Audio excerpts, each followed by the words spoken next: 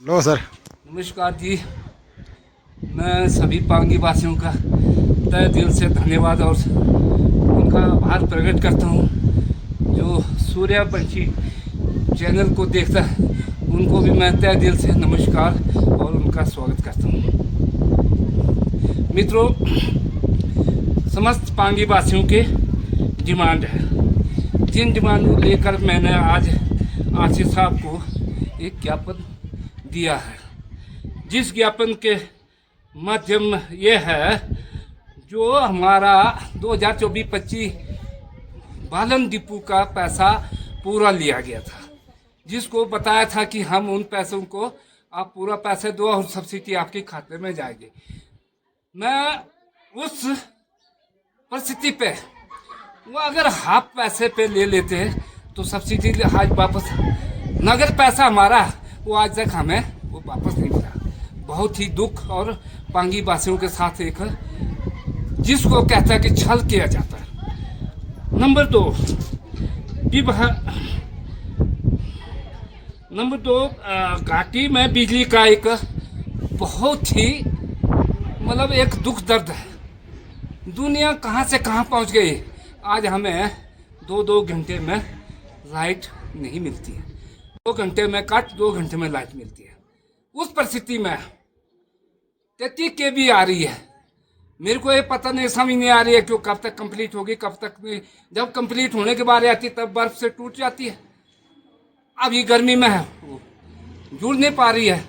तो मैं इस माध्यम में एक हमारा सोलर पैनल का प्रोजेक्ट चलाया जा रहा है। उस प्रोजेक्ट का अभी तक हमें कोई पता नहीं है कि वो कार्य कब पूरा होगा, वो कार्य कब चलेगा, कब।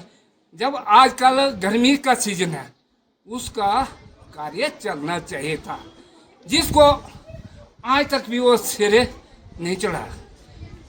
वे सरकार पैसा दे रही है और उस पैसे का जब उनको पैसे की जरूरत होती तब वो काम करेंगे ठेकेदार। उसके बाद जब उनका पैसे खत्म हो गए, राजपूत जाएंगे, वापस चले जाएंगे। उनका एग्रीमेंट कब तक था, मैं चाहे पावर प्लांट का हो चाहे 33 केवी का हो, उनका एग्रीमेंट कब था, कब तक है। और मैं विभाग से एक निवेदन करना चाहता हूँ, उनके एग्रीमेंट की जो तारीख है उस तारीख की माध्यम से मुझे मैं इस चैनल के माध्यम से विभाग को रिक्वेस्ट किए जाती, उसकी मुझे एक छोटी सी कॉपी है जो उनके एग्रीमेंट कवरेज कब तक है कब तक नहीं है, तो मुझे मिल जाए तो मैं उनका विभाग का आभारी रहूँगा। दूरसंचार विभाग की बात है। दूरसंचार हिंदुस्तान में 5G 6G में चल पड़े हैं। हमें अभी फोन करने के लिए भी सुविधा नहीं है।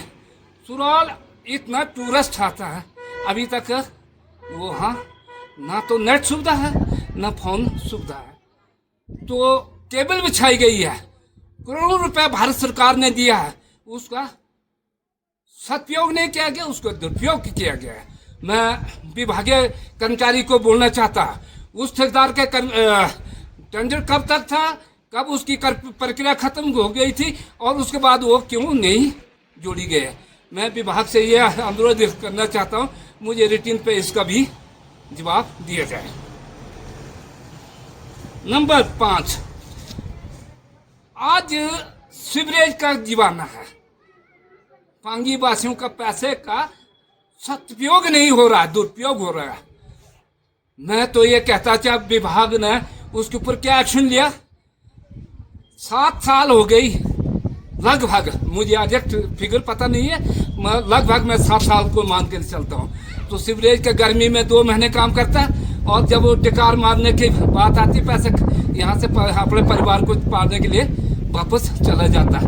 विभाग ने उसके ऊपर क्या कार्रवाई की, क्यों नहीं की, उसको टेंडर प्रक्रिया कंप्लीट क्यों नहीं हुआ।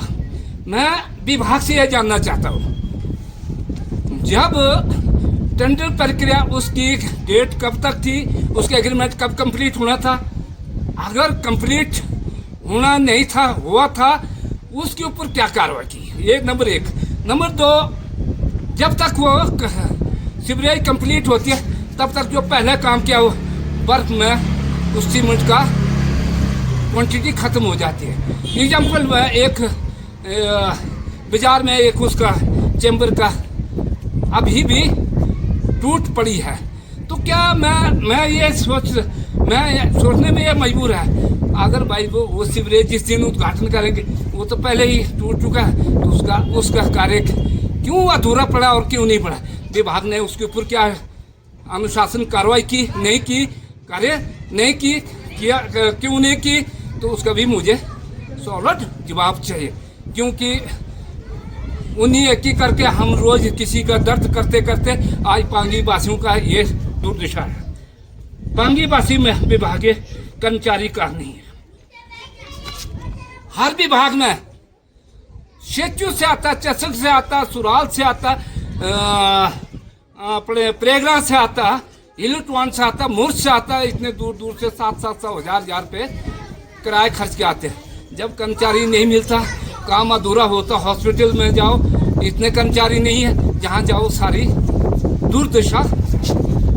मैं एक चीज मैं अभी भूल गया, मैं दोबारा उसको फिर दूंगा रिव्यू ज्ञापन। बसों को ये हालत है, जिस हालत में बसों का ये परिस्थिति है, जहां मर्जी वहां रोड पे खड़े हो जाए, खड़ी होती है, ना सरकार उस पर इनिशिएट ले रही है, ना प्रशासन इनिशिएट ले रहा है। क्योंकि हर भाई बहन नौजवान साथी रास्ते में, बूढ़ा बुजुर्ग आदमी रास्ते में खड़े हो जाते हैं, तो रात को उनको रास्ते में ही रात काटनी पड़ती है। इसके मतलब क्या, यहाँ HRTC वालों ने एक ठेके लेकर रखा, जंगल में बंदरों के जैसा छोड़ जाओ तो घर में नहीं पहुँचे। इतनी दुर्दशा तो मैंने कहीं नहीं देखी। और इसी वो भी इस पांगी घाटी में मैं आपकी चैनल का फिर तहे दिल से स्वागत करता हूँ, और देखने वालों से भी मैं अनुरोध करता हूँ कि इस चैनल को देखकर, अगर मैं कितना पांगी वासी के हित में बोल रहा हूँ या स्वार्थ, निजी स्वार्थ है, तो मुझे इस चीज़ का भी वो एक संज्ञान दे। तो नहीं तो पांगी की हित ये लड़ाई है। अगर 15 दिन में ये मेरे को सही तरीके से जवाब नहीं मिलता, और मैं एक दोबारा फिर अनशन आमरण करूँगा, उसकी प्रक्रिया आगे किया जाएगी। और जो टेंडर क्या एक हड़ताल की नियम होते हैं, उस नियम से मैं फिर दोबारा प्रक्रिया जारी करूँगा। उसके बाद मैं आची ऑफिस में यहीं अनशन आमरण करेंगे। जय हिंद, जय भारत। सभी देखने वालों को मैं बारंबार नमस्कार करता हूँ। पांगी वासियों को, भाई बहन नौजवान साथियों को अपने सिर नवा करके उनके चरणों को प्रणाम करता हूँ, उनका धन्यवाद करता हूँ। जय हिंद, जय भारत।